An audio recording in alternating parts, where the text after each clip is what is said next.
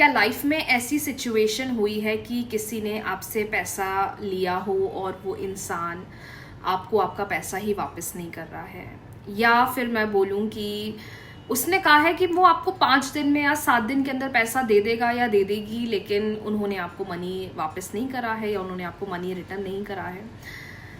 I know money manifestation is really very very difficult, क्योंकि money manifestation में हमें ऐसा विजुअलाइज करना पड़ता है कि हमारे पास पैसा है।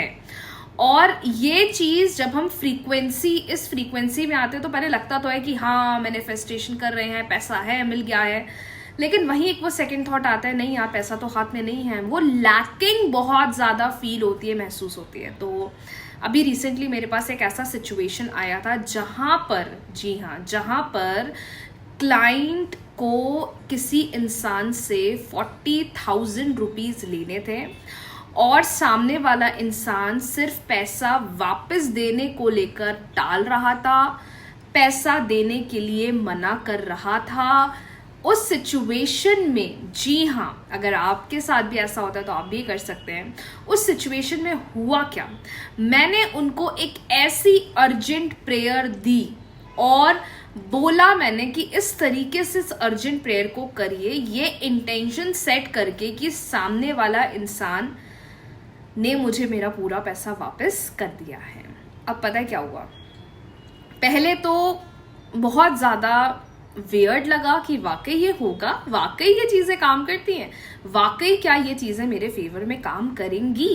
एंड गेस व्हाट, इस टेक्निक को करने के मात्र 2 दिन के अंदर सामने वाले पर्सन ने पूरे पैसे रिटर्न कर दिए। जो 40,000 रुपीज़ सामने वाले से लेने थे वो इस मैनिफेस्टेशन टेक्निक की हेल्प से उन्होंने वापस कर दिए।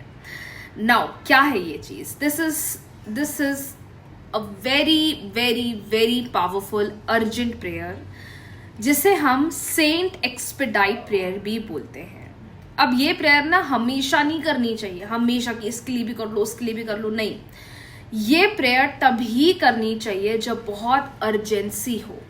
ये प्रेयर तभी करनी चाहिए जब कहीं से अर्जेंट कोई हेल्प चाहिए हो, वेदर वो फाइनेंसेस है, वेदर वो लव है, वेदर वो बिजनेस है, वेदर वो हेल्थ है, वेदर वो कोई एग्जाम है। मतलब कोई भी सिचुएशन जो बिल्कुल अर्जेंट बेसिस पर हमें सही करनी है, बेहतर करनी है। और इस प्रेयर को सिर्फ एक ही बार किया जाता है। बेस्ट डे होता है वेडनेसडे को करने का, क्योंकि उस दिन डियर सेंट एक्सपेडाइट का डे होता है। लेकिन माय डियर, इस प्रेयर को मात्र करने से 2 दिन के अंदर पैसा आ गया, जहां से ऐसी उम्मीद थी कि पैसा नहीं आएगा। तो जो लोगों के ऊपर बहुत कर्जा है या पैसा वापस करना है या उनसे पैसा लेना है पर वो दे नहीं रहे हैं, आप इस प्रेयर को कर सकते हो। और मैं बोलूँगी, जब बहुत ज़्यादा कोई विश को लेकर अर्जेंट नीड हो, आई रिपीट, मैं अर्जेंट इसलिए बोल रही हूँ क्योंकि माय डियर,